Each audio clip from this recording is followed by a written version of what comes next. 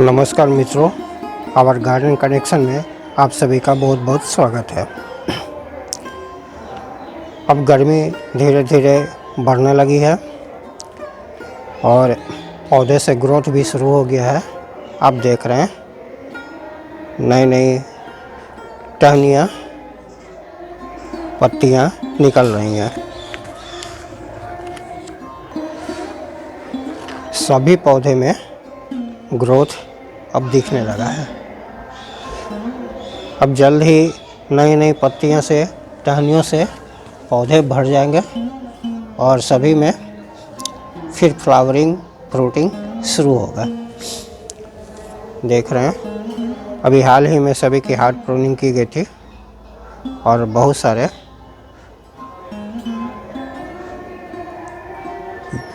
सारा ग्रोथ सब में दिख रहा है।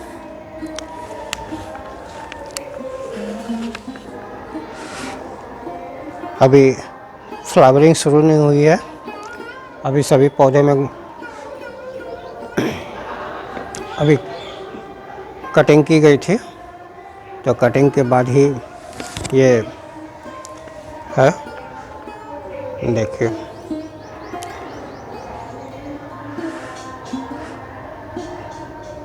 ये फरवरी का लास्ट ही है। अब फरवरी 2-3 दिन में समाप्त होने वाला है, मार्च शुरू होने वाला है। तो आप शुरुआती मार्च में अपने गार्डन में क्या क्या काम कर लें जो बहुत ज़रूरी है। तो सबसे पहला है कि जिन्होंने अभी तक कटिंग नहीं की है, हालांकि फरवरी में कर लेना चाहिए था, लेकिन जिन्होंने कटिंग नहीं की है तो अब फरवरी माह में आप कटिंग ज़रूर कर लें। अब हार्ड प्रूनिंग ना करें, हार्ड कटिंग ना करें, अब बस हल्की हल्की छटाई ही करें, इसलिए कि गर्मी बढ़ रही है और हार्ड प्रूनिंग पे पौधे जो हैं ख़राब हो सकते हैं। तो पौधे ख़राब हो जाएंगे, मर जाएंगे, डाई बैक की भी समस्या आ सकती है, सूख सकता है। तो अभी कीड़ा लगने का, इंसेक्ट का भी समय आ गया है। तो अभी सॉफ्ट प्रूनिंग ही करें और साथ में जब भी सॉफ्ट प्रूनिंग करें तो ऊपर से फंगीसाइड ज़रूर लगा लें। मैं साफ फंगीसाइड यूज करता हूँ। हालांकि फरवरी में कटिंग किया था तो देखिए फंगीसाइड नहीं लगाया था, लेकिन फिर भी सभी पौधे मेरे सही सलामत हैं। लेकिन अब मार्च में जब भी कटिंग करें तो फंगीसाइड ज़रूर लगा लें, इसलिए कि अब कीटाणु का प्रकोप अब दिखने लगेगा। देख रहे हैं मेहंदी है और मेहंदी में भी ग्रोथ काफ़ी अच्छा दिख रहा है। दूसरा है इम्पोर्टेंट कि अभी तक आपने खाद नहीं डाला है तो खाद ज़रूर डाल लें। वर्मी कंपोस्ट, नीम खली और थोड़ी मात्रा में सरसों खली पानी में अगर लिक्विड बनाकर डालते हैं तो ये ज़्यादा अच्छा रहेगा। सीवीड का प्रयोग करें, ये काफ़ी अच्छा पौधे के लिए रहेगा। तो अभी खाद का प्रयोग कर लें। पानी का भी ध्यान रखना बहुत ज़रूरी है।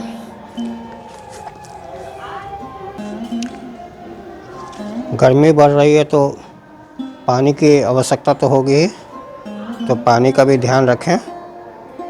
मिट्टी पूर्ण रूप से सूखने ना पाए तो मिट्टी को सूखने ना दें। मिट्टी देखकर समय समय पर पानी डालते रहें।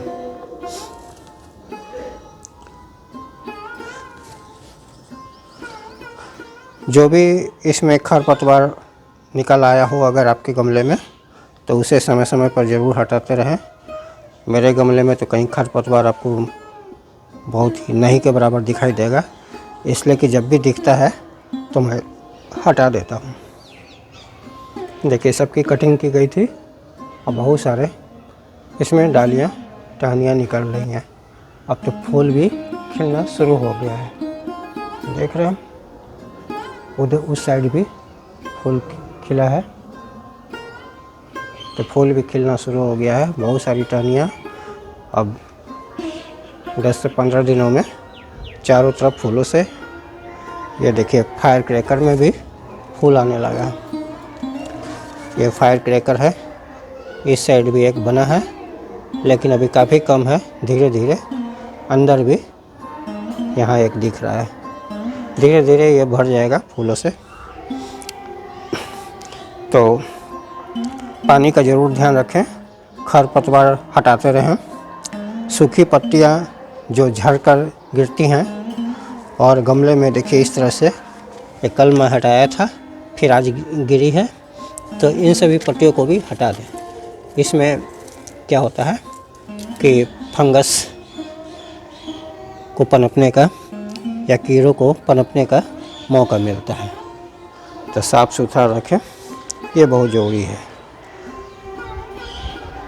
और अब समय आ गया है कि नियमित रूप से 15 से 20 दिन के अंतराल में नीम तेल का छिड़काव ज़रूर करते रहें। आपका पौधा स्वस्थ है तो भी करें, ताकि आपका आगे भी पौधा स्वस्थ रहे।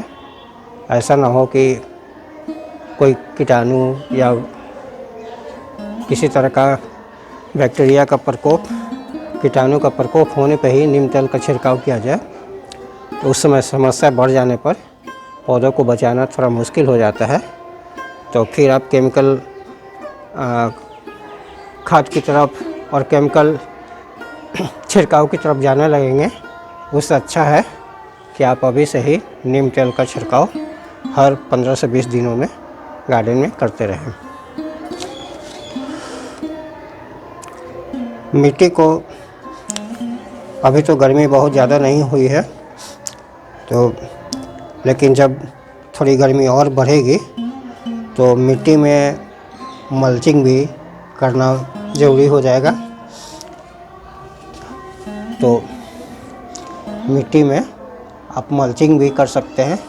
तो मल्चिंग के लिए मैं क्या यूज करता हूँ, तो जो मूंगफली हम लोग खाते हैं, तो मूंगफली का छिलका मल्चिंग के लिए बहुत ही बढ़िया होता है। और ये गलने के बाद मिट्टी में खाद भी बन जाता है।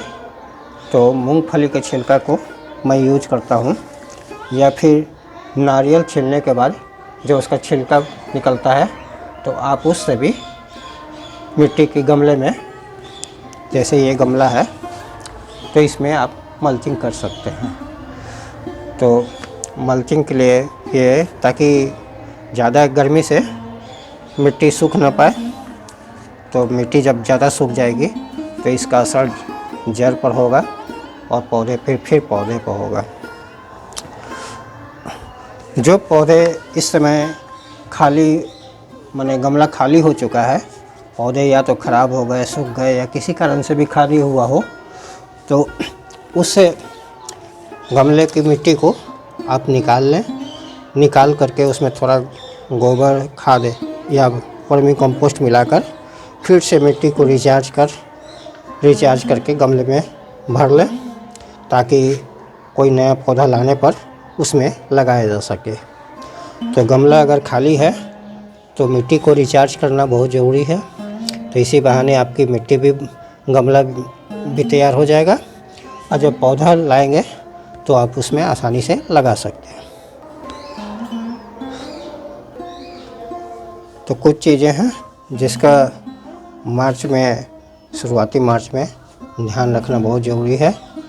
तो आप इन चीज़ों को कर लें, ताकि आगे जो भी पौधे हों मरे नहीं, ख़राब नहीं हो, और बहुत ही अच्छी तरह चलते रहें।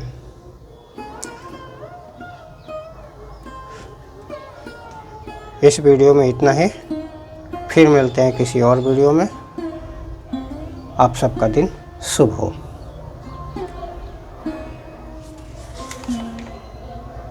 यदि आपने हमारे चैनल को सब्सक्राइब नहीं किया है तो सब्सक्राइब कर लें, घंटे का बटन को दबा दें। बहुत बहुत धन्यवाद।